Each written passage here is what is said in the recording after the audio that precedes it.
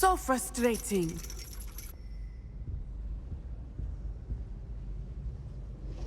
You wanted to speak with me, Mother? I had hoped to speak with you alone, Natty.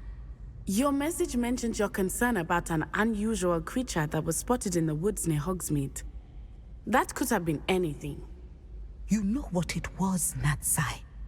I am allowed to leave the castle. I am always careful, Mother. Careful. Officer Singer disagrees. She sent me an owl telling me that you have been trying to collect evidence of some kind against dark wizards. She berated me for not keeping a closer eye on you, and she is right. I do not want you visiting Hogsmeade for the near future. But Mother! My little gazelle, you are well-intentioned, but you must not meddle in the affairs of dangerous people. If someone had meddled in Matabeleland, Father would still be with us. I must get to class. Perhaps your friend can get you to listen to reason. So frustrating. She never listens to me. She called you her little gazelle. Is that a term of endearment where you're from? It is specific to me. I am the unusual creature in Hogsmeade she mentioned. Self-transfiguration is not taught at Hogwarts, so I am gently discouraged from practicing it. However, I am an animagus, and it is in my gazelle form that I have been able to wander the Highlands rather freely until now, much to my mother's chagrin. That is how I managed to spy on Rookwood and Harlow. Were you born an animagus, or did you learn to become one? Animagi are not born. The process is quite elaborate.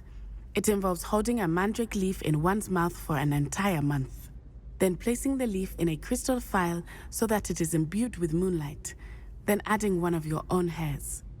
And that is just the beginning.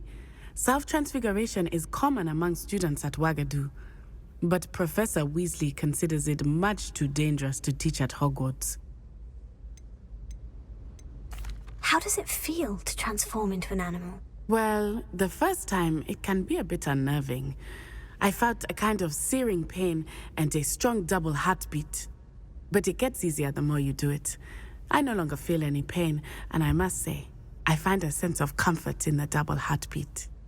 And I love being able to view the world from a different perspective. Can you choose what form your animagus will take?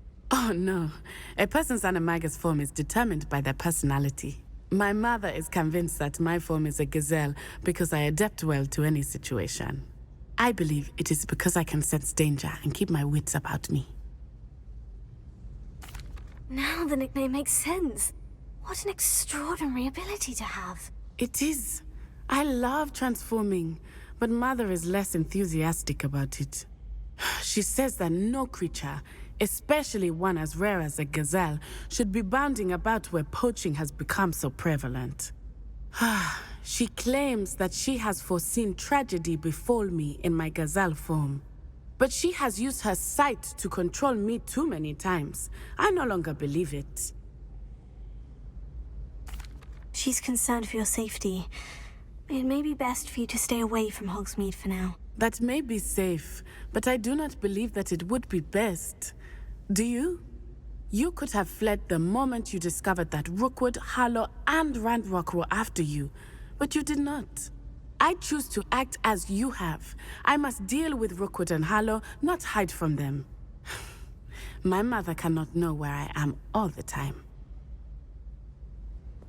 Thank you for being here during that rather awkward conversation. You'll never believe what I've learned. What did you discover in the spellbook we found in the scriptorium? Salazar Slytherin's spellbook was a little difficult to interpret, but fascinating. Evidently, he encouraged teaching dark magic at Hogwarts. Neither the Imperious Curse nor the Killing Curse was unforgivable during his time. He believed students should be prepared to use dark magic when necessary, not to fear it. That's why we had to use Crucio to gain access to the scriptorium. He didn't want his knowledge shared with anyone who was afraid of the power of dark magic. I know we had to do it to open the scriptorium, but it's not something I'd want to repeat. And I'm glad we did it, because in the spellbook I also found something else. References to a lost relic, which, from what I can tell, grants the holder the power to reverse dark magic curses. And you think this relic might be able to save Anne? Precisely. I plan to search for this relic, but I don't think we should tell anyone. Especially Ominous. He wouldn't understand. We need to tell him. He's the reason we found the book, and he deserves to know what you've learned. You've seen how he frets about the dark arts. I promise I'll tell him when I found the relic. When I know more, I shall send an owl. And don't feel sorry for Ominous. Keeping this to ourselves for now is for his own good. I'll decide what's for my own good. Ominous, we were just about to get some air. Care to join? You're a liar, Sebastian. I heard everything. You swore you'd never engage in anything to do with dark magic again. No, I didn't. I said I understood you wanting that. I'd never swear to give up on finding a cure for Anne. You don't know when to stop, do you? I know when not to stop. Leave this alone, Ominous. I'll be on my way.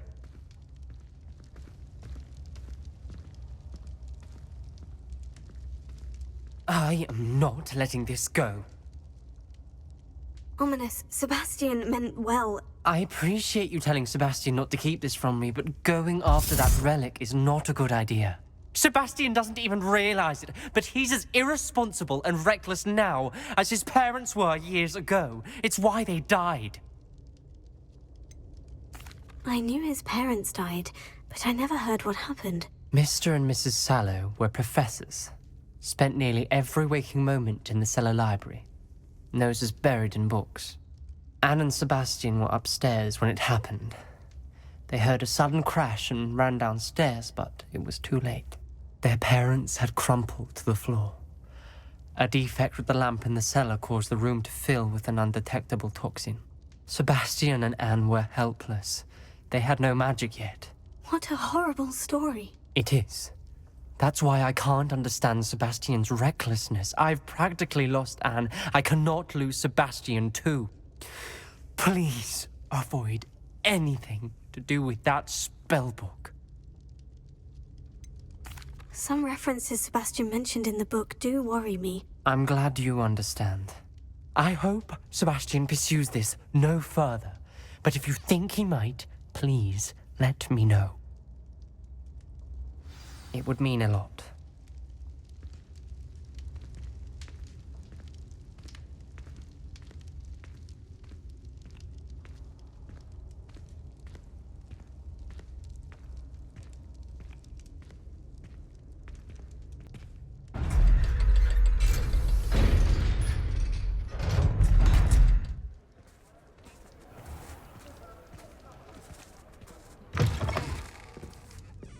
Ah, glad you... I wonder where they go.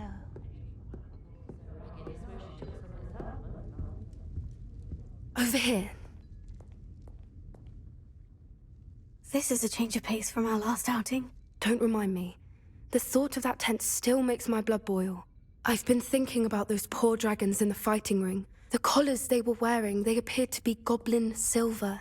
I think a collar is precisely what we found at that poacher camp.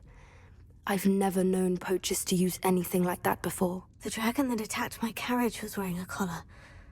And Professor Fig was genuinely baffled by its behavior. That attack always did strike me as a little strange, seemingly coming out of nowhere.